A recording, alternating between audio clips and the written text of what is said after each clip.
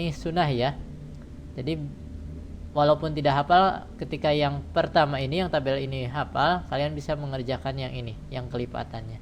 Oke? Contohnya seperti apa penerapannya? Misalkan di sini sisinya 3 cm.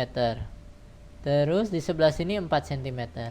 Ditanyakan sisi miringnya. Berarti apabila kita tidak menghafal triple Pitagorasnya, maka kita perlu menggunakan rumus Pitagoras, yaitu untuk mencari sisi miring ini caranya 3 kuadrat ditambah 4 kuadrat, kemudian kita tarik akar dari hasil tadi ya, hasil penjumlahan tadi.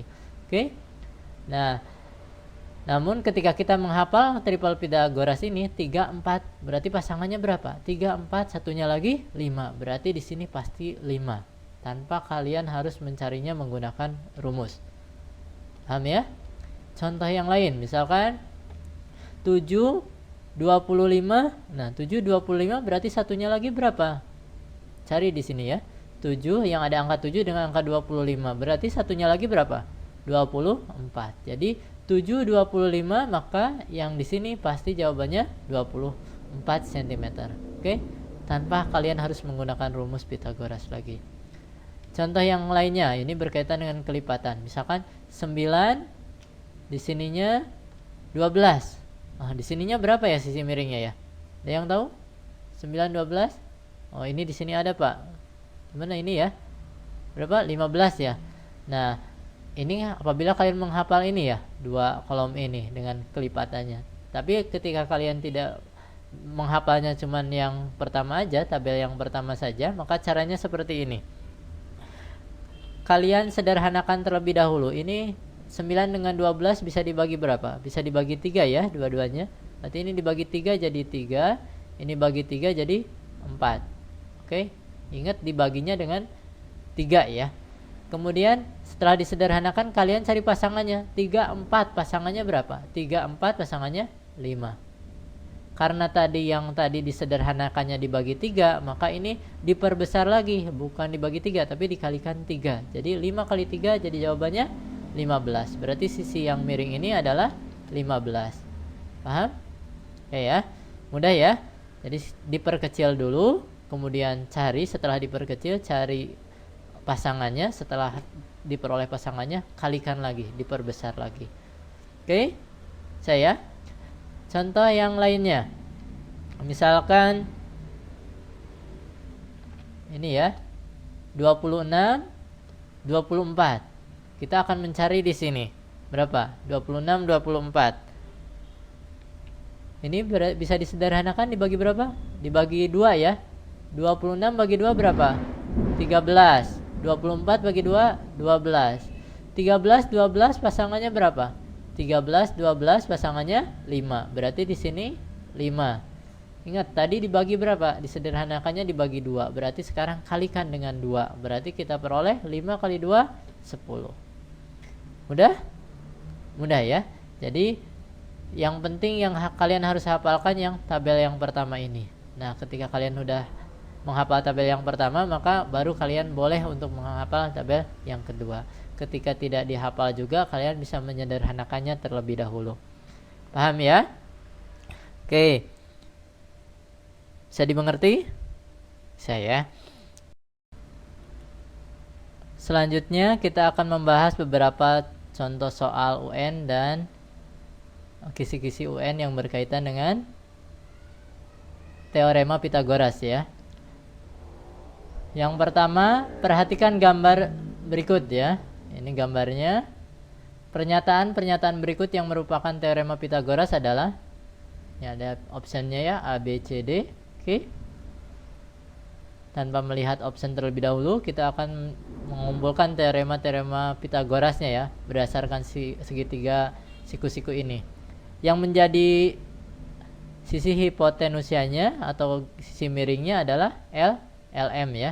Ini yang terpanjang, yang di depan sudut siku-siku. Jadi LM ini hipotenusianya. Berarti ketika kita mencari LM kuadrat atau ML kuadrat itu sama dengan MK kuadrat ditambah KL kuadrat. MK kuadrat tambah KL kuadrat. Ketika kita mencari sisi yang lainnya, misalkan kita mencari sisi MK, maka caranya ML kuadrat bukan ditambah tapi dikurangi KL kuadrat.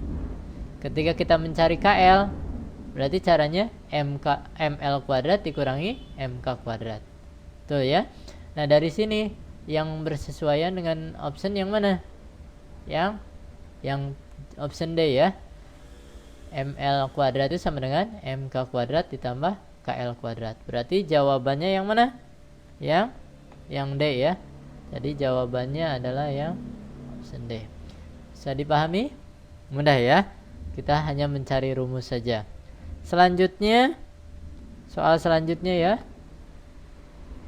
Berikut ini adalah ukuran-ukuran sisi dari 4 buah segitiga. Ada segitiga yang pertama, kedua, ketiga, keempat, yang merupakan ukuran sisi segitiga siku-siku. Nah, berarti ini hubungannya antara segitiga siku-siku dengan teorema Pythagoras. Ketika kita ingin mengetahui ini sisi-sisi ini merupakan sisi dari segitiga siku-siku atau bukan, berarti kita coba cek dengan teorema Pythagoras. Ketika memenuhi teorema Pythagoras, maka sisi-sisi tersebut merupakan sisi dari segitiga siku-siku.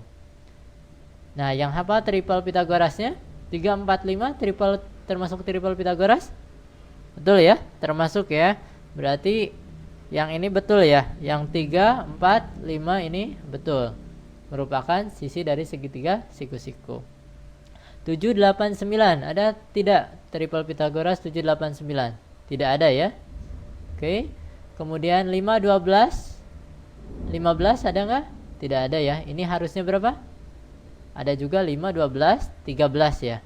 Jadi salah di sininya ya. Ini harusnya 13. Berarti ini bukan ya. 7, 24, 25 ada ya. Yang menghafal triple Pythagorasnya menjawab soal ini akan cepat ya. Yaitu jawabannya 1 dan 4. Jadi segitiga yang sisi-sisi dari segitiga ini 1 sampai 4 yang merupakan sisi dari segitiga siku-siku adalah segitiga yang pertama dan segitiga yang keempat. Oke? Bisa dipahami ya?